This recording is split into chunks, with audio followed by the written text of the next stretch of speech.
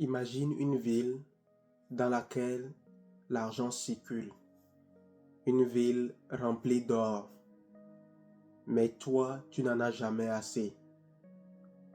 Et c'est ce qui se passait à Babylone. Aujourd'hui, je vais vous parler du livre L'homme le plus riche de Babylone de George Clason. Dans cette ville, deux amis se posaient une simple question.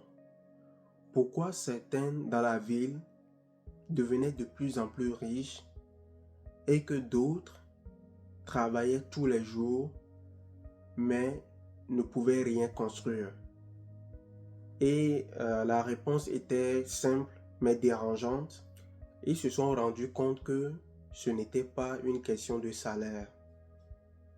Ils ont vu que tous les gens de la ville faisaient les mêmes erreurs.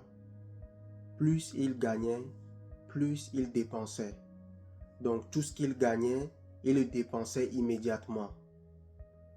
Du coup, plusieurs personnes étaient dans la boucle de travailler, dépenser et recommencer.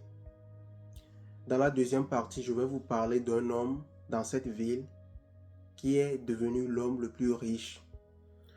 Le secret de cet homme dans cette ville qui est devenu riche était simple. Il épargnait 10% de tout ce qu'il gagnait. Il se payait tout en premier. Donc avant de payer ses factures, de payer la nourriture, de payer tout et tout, il faisait son maximum de mettre à côté les 10% de son salaire. Pourquoi il faisait comme ça?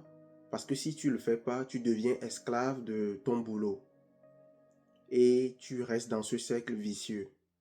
Mais attention, lui, ce qu'il faisait, c'est qu'il faisait travailler l'argent pour lui. Dans la troisième partie, je vais vous parler de comment il faisait travailler l'argent pour lui. L'homme le plus riche de cette ville, quel que soit le montant qu'il mettait de côté, il ne laissait pas son argent se reposer, puisque de son côté, il faisait l'argent travailler pour lui. Donc, dans ce temps-là, il parlait d'onces d'or. Donc, il faudrait que l'once d'or soit multipliée. Il faut qu'il investisse quelque part. Il faut qu'il y ait un revenu supplémentaire avec ce qu'il a mis de côté. Donc, l'argent n'était pas stocké à un endroit précis juste pour cela.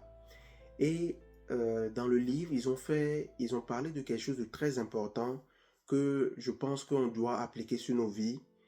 C'est-à-dire, si tu veux faire quelque chose, c'est-à-dire si tu veux investir cet argent-là dans un domaine, va chez quelqu'un ou demande les conseils à quelqu'un qui est expert dans ce domaine. C'est-à-dire, tu veux construire une maison, demande des conseils à un architecte, au maçon. Tu veux investir, demande des conseils à quelqu'un qui s'y connaît dans la bourse. Tu veux apprendre à piloter, demande des conseils à un pilote.